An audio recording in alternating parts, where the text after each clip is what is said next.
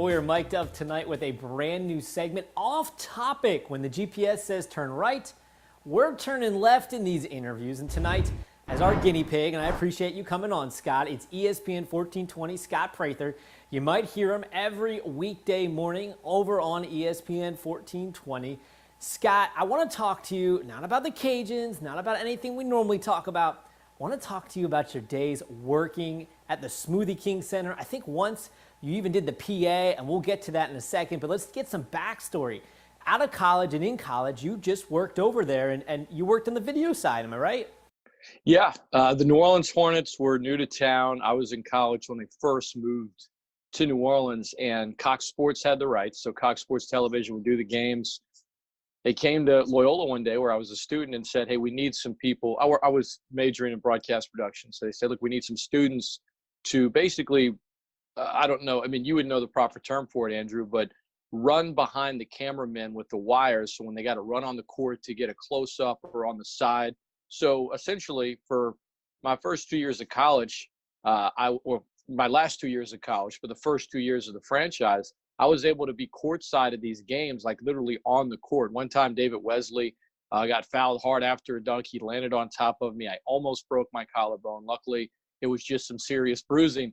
But it was cool, man, to just, I mean, I was in college. It wasn't like I could afford to go be courtside at a game, and I wasn't working in the media yet. So eventually I got to that point where I was, getting a media pass for the games. But that's when the team moved to town, I was right there courtside working, but most of the time just paying attention to the game. What an incredible experience that was. And then the Hornets, I should say, not the Pelicans. The Hornets were looking for a new PA announcer. And that's where the whole story happens? Yeah, well, I was out of college at this point. I was working for Intercom Broadcasting in New Orleans, and I would go with my friend Gus Catangill. We go to the games with media passes a lot, and they were terrible that year. I mean, they ended up, trading away Baron Davis. That happened more often than not, right? Yeah. Well, their first few years, they were in the playoffs. They were still in the East, but Byron Scott's first year, they were really bad. It was basically a whole rebuild, and before the season started, I think my mom emailed me or called me and she said, Scott, they're looking for a new PA announcer for the Hornets. You should go try to be the new PA announcer. And I was like, okay. So I looked into it, and they were holding an open tryout, which was cool. So I went to, it was called the New Orleans Arena at the time, and there was probably 50 guys there. And one by one, every single person, they'd call us out of the media area. You'd go into the New Orleans Arena. They had the whole pyrotechnics and everything, but the arena was empty with the exception of George Shinn, who was the owner at the time, and his wife. And they were, I guess, playing American Idol and judging everyone's PA style. So I did my thing, and then you'd go and you'd wait a while, you'd do it, then you go back into this room. So it was a couple of hours, and then when all was said and done, someone that worked for the team came out and they said 4 names. I was one of them. They said, these are the 4 we want to see again. The rest of you guys can leave. So I was excited. I'm like, man, this would be great. I'm 22. This, it's one thing holding, wires behind a camera. It's another thing to do the PA. So they had each of the 4 of us do one preseason game. And then apparently they were going to choose whoever they liked best to be the new PA guy. And I thought I did well. It was fun. It was a 76ers Hornets preseason game.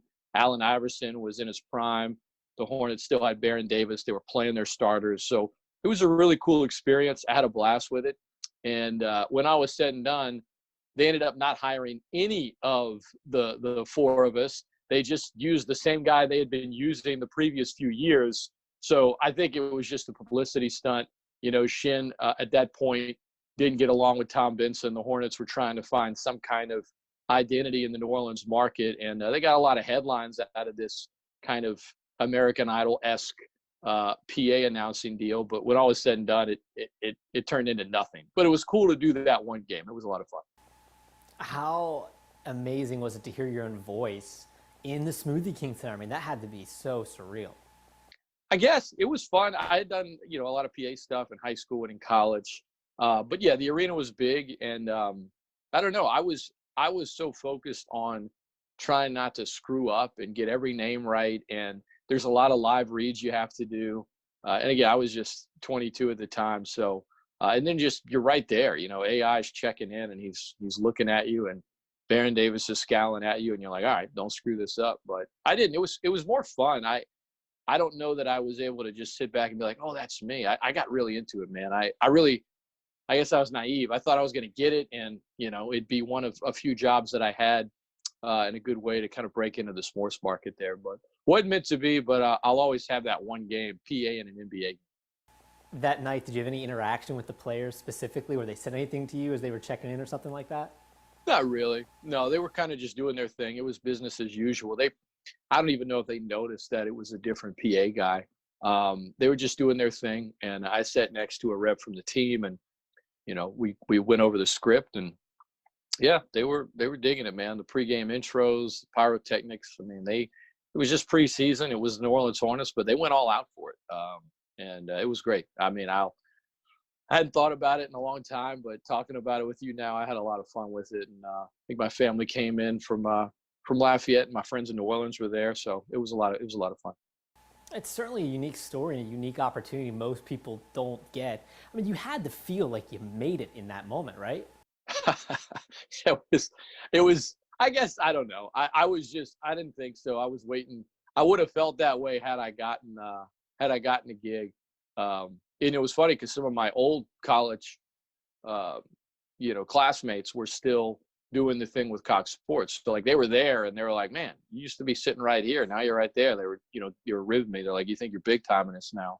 But in the end, I didn't get the gig, but I still went to the games that year and covered an 18-win team. So I was still dedicated to covering the team, but just in a different way. And I didn't get paid to go to those games as a media member. It would have been nice to get paid, sit courtside and do PA for whoever knows, however long they would have had me. It takes dedication to cover an 18-win team every single night. They were bad, man. They were bad. Baron Davis wanted out. He got traded. It was a total rebuild, and eventually they got Chris Paul, but then they were in Oklahoma City because of Katrina. So it took a while for them to really kind of ingratiate themselves in the market. But the Pelicans today are in a much better spot, a much different spot than they were 16 years ago. But they were, that preseason, J.R. Smith was a rookie. Jamal McGlure was coming off an all-star season, and Baron Davis was an all-NBA player. And they were coming off a playoff run where they lost, I think, to the Sixers. So, or no, I guess it was to the Heat the year before, Sixers prior to that. So, but they had been a playoff team the year before. So you're in the Eastern Conference. You're thinking, oh, you'll be right back there. But that wasn't the case. I think it was Tim Floyd's only season as head coach of the Hornets that year, prior to Byron Scott taking over, and that was the 18-win team that I got to do PA for. But Byron Scott just tore it all down. Well, not to throw you on the spot, but can you do a little pregame intro for that Pelicans team? Or maybe we just use the current Pelicans roster, since I don't know how good your memory is. So all I know is that so we were sitting in that just a media room, and you couldn't see the other 50 guys that were all, auditioning for this PA role, but you could hear them. Like if you kind of sat by the door and listened, every one of them just, but your standard, P.J. Brown, from Louisiana Tech and yada, yada. Like, man, I'm going to have to try and sound a little different.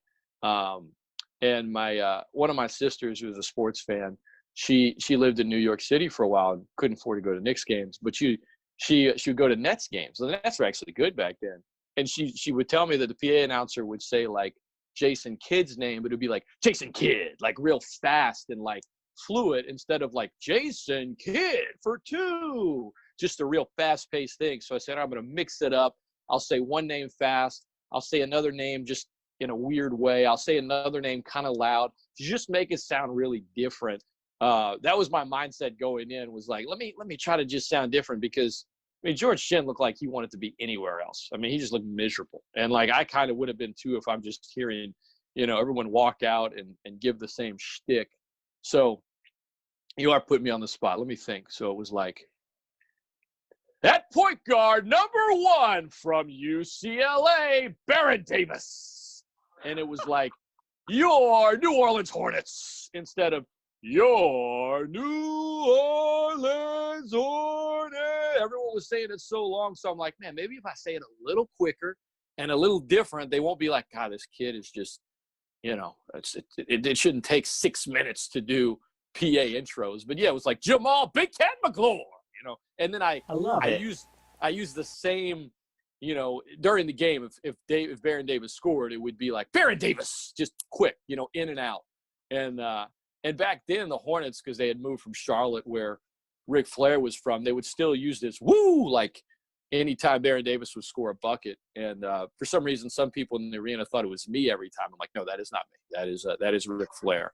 But no, it was fun, man. And then of course, when you're announcing the opponent, you don't do anything. It's just, that point guard from Georgetown, Allen Iverson, really just, even though AI is like an all-time great, you gotta go real low. It's like, what are they even doing here? All right, now let's just dial it up to 100 and speed it up a little bit. And I don't know. I gave it a shot, man. It was fun. It was fun. I think you sounded great, and if the Pelicans ever needed a guy, I think you would make a perfect PA guy. Scott, I really appreciate you coming on with us tonight to talk about this really off-topic topic. For sure, Andrew. It was my pleasure, man, and love what you guys are doing over there. Yeah, I love it. Appreciate it, man. And your show these days is now on 1420, obviously still, but you're in the mornings now, correct? Yep, 7 a.m. bright and early, and tomorrow morning, just made an all-decades team in the NFL. Cameron Jordan, all-pro for the Saints, his conversation with our friend Kevin Wilson from UL via the Raging Cajun podcast. And then I've got a long conversation with former Saints safety, two-time Pro Bowler, Super Bowl champion Roman Harper. So a lot of interviews these days. I know that we don't have sports going on in terms of games and stuff during the pandemic, but we've always got plenty of content to talk about, a lot of interviews, a lot of current and former athletes with plenty of stories to tell. And I'm enjoying it right now. So folks, give it a listen in the morning and kind of, whether you want to use the word escape or just maybe you just love sports and you want to, tune in, check it out. I appreciate Scott coming on. It's Scott Prather, ESPN 1420. Catch him weekday mornings over there on ESPN 14, The Great Scott Show. Thanks again, Scott. You got it, Andrew.